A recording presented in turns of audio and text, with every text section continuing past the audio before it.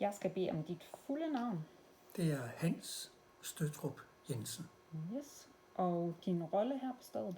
Jeg er formand for museet. Ja. Og hvilket museum er vi på? Vi er på Johannes V. Jensen og Tit Jensen Museet i Farsø. Og hvordan har du deltaget i projektet i dag? Jeg har fundet 2 genstande. Det er 2 malerier. Ja. Og så har jeg skrevet en historie om de 2 malerier, hvilke indtryk de har gjort på mig. Ja. Har du tidligere brugt digitale værktøjer til at kuratere udstillinger? Nej, det tror jeg egentlig ikke. Altså, vi bruger jo digitale værktøjer på museet til formidling. Ja. Men jeg er ikke sikker på, at jeg har brugt det til kuratering. Hvad er det for nogle digitale værktøjer, I bruger til formidling? Altså, vi har en stor touchskærm hernede, hvor man så kan trykke sig ind, og så kan man finde oplysninger og billeder og film om Tit Jensen og Johannes V. Jensen. Ja. Og det er altså brugeren selv, der kan stå og touche på skærmen. Ja, super. Hvor brugbar synes du appen her er? Og det er svært at sige, for nu har jeg ikke brugt den. Jeg har brugt den til at lave de her 2 malerier. Den skal nok gøres lidt mere brugervenlig, for at man kan bruge den. Ja.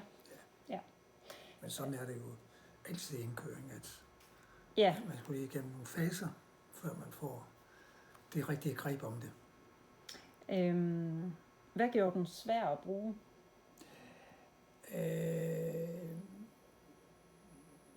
Jeg ved ikke, om det er svært, men altså selve registreringen og komme igennem den der registreringsfase, det er sådan en forholdsvis lang fase, hvor man kan lave forskellige fejl undervejs. Ja.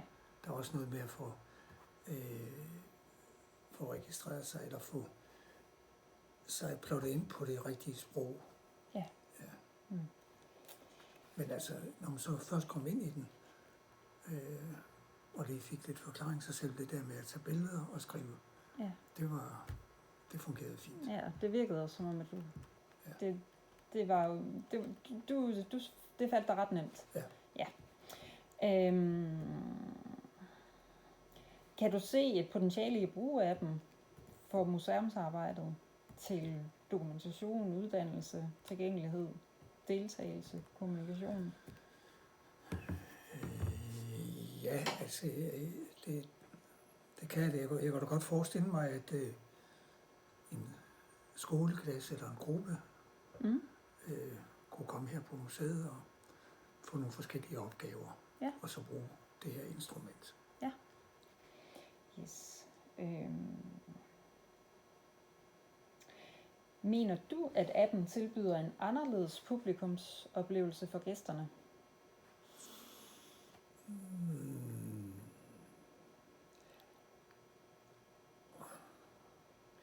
Det ved jeg ikke rigtigt, om man gør.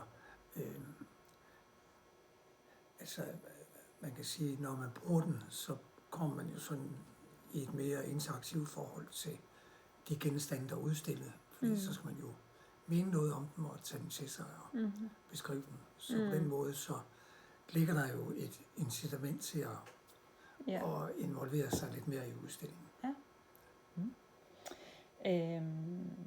Hjælper appen med at øge museets synlighed eller rækkevidde? Det er lidt et svært spørgsmål. Det ved jeg ikke. Det kommer an på, hvor den app, hvordan den bliver, resultaterne bliver spredt. Ja. Og det ved jeg ikke, hvordan det gør. Nej.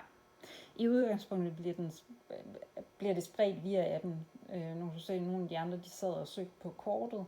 Og så vil man jo kunne se, okay, hvor er der nogle fortællinger i mit område, som jeg kan gå ind og læse. Ja.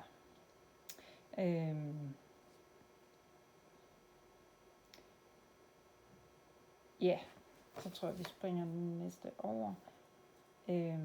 Kan den her samkuratering gennem appen ændre den måde, som museer forvalter deres samlinger på? Prøv lige en gang med det, fordi Ja, den her måde, vi kalder det samkuratering, der Ja. hvor at vi inviterer brugerne ind og kuraterer sammen med museet, Ja. altså er med til at lægge nogle nye fortællinger ind.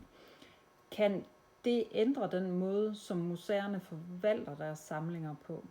Jamen, det kan man da godt forestille sig. Men det forudsætter jo, at den bliver brugt, Ja, og lige der præcis. er mange, der bruger den. Lige præcis. Og så vil det altid være spændende at høre sådan lidt mere kvalificeret, hvad de mener om udstillingen. Ja. Og det kan jo sagtens give nogle input til, at man får andre idéer. Ja, lige præcis. Ja. Altså i de udstillinger, man laver fremadrettet, altså fysisk her på stedet. Ja. Præcis. Føler du, at dit museum kan blive repræsenteret godt igennem appen? Ja, det kunne man vel godt. Så vi skal jo nogen til at bruge den så. Ja. Ja. Godt. Tror du, at det giver gæsterne større indflydelse at give dem mulighed for at fremhæve interessante steder eller historier?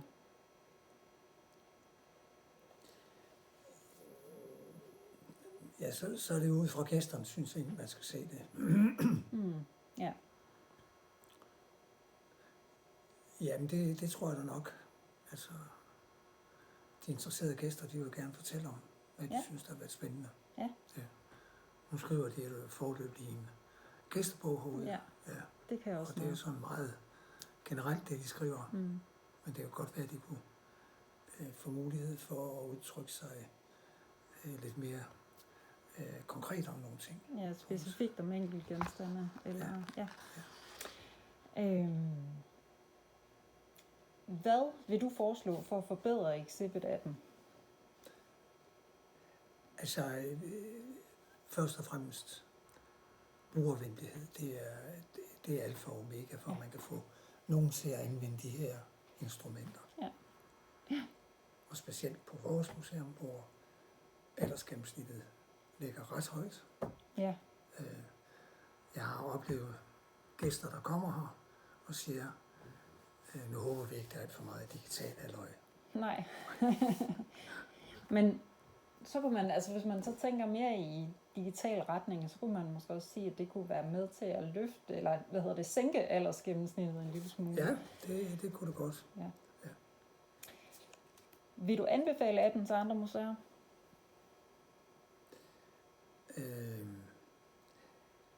Altså, så vil jeg nok lige have lidt bedre grundlag for at give en anbefaling. Ja. Så skal man have prøvet den nogle flere gange, man skal også have set, hvordan andre bruger den. Ja. Jeg synes ikke, at jeg på det her grundlag lige kan sige til nogen, det skal I tage at gøre. Nej. Men jeg kan heller ikke sige, at I skal lade være. Nej, det er helt fair. Ja. Perfekt. Det var bare det. Jamen, det var godt. Tak.